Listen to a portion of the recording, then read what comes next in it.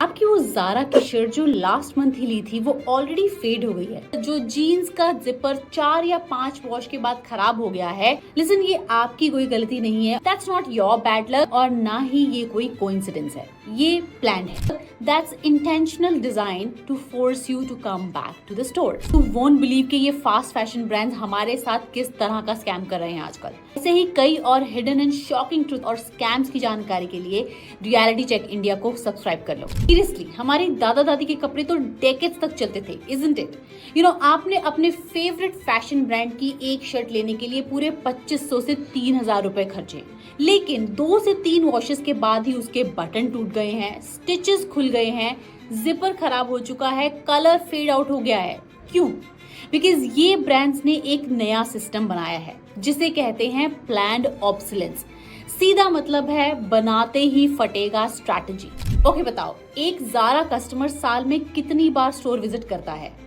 अपना answer comment में लिखिए और मैं देती हूँ इसका जवाब थोड़ी देर में। अब सुनो क्या है रियल स्कैम। सिंथेटिक फैब्रिक जो आजकल 90% उनके कपड़ों में यूज होता है वो डेलिबरेटली यूज किया जाता है बिकॉज दैट इज चीपर और ताकि वो जल्दी से खराब हो जाए। Do you know that 1975 में 30% क्लोथ्स ही सिंथेटिक फैब्रिक के होते थे, लेकिन अब 70% क्लोथ सिंथेटिक फैब्रिक के होते हैं क्योंकि सिंथेटिक फैब्रिक जल्दी खराब होता है। और अब सुनो द बिगेस्ट स्कैम। अब ऐसे इको फ्रेंडली टैग्स लगाकर उसके नाम पर सेम प्लास्टिक का कपड़ा बेच रहे हैं डबल प्राइस में आपको। ज़ारा का जॉइन लाइफ रेंज 83% कॉस्टलियर है और वहीं H&M का 173% ज्यादा प्राइस पे बिक रहा है। क्वालिटी स्टैंडर्ड्स को डेलिबरेटली गिराया जा रहा है। जो पहले बेसिक फीचर हुआ करता था कि 3 वॉशेस के बाद भी कपड़ा फटेगा नहीं, वही अब प्रीमियम फीचर है जिसके लिए हमसे वो एक्स्ट्रा चार्ज कर रहे हैं।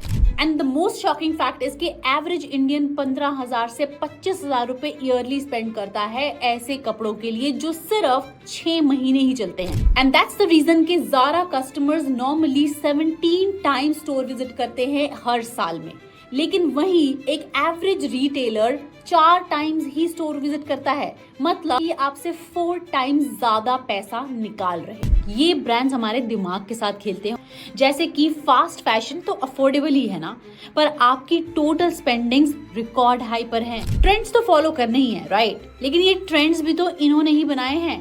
कल फ्लोरल्स थे, आज ट्राइब्स हैं, कल फिर फ्लोरल होंगे। ट्रेंड्स क्वालिटी तो महंगी होती है, राइट? लेकिन 2000 में वो प्लास्टिक बेच रहे हैं जो प्रीमियम दिखता है। कमेंट्स में मुझे ये भी बताओ कि आपने कितना पैसा स्पेंड किया है ऐसे फास्ट फैशन ब्रांड्स पे लास्ट महीने में।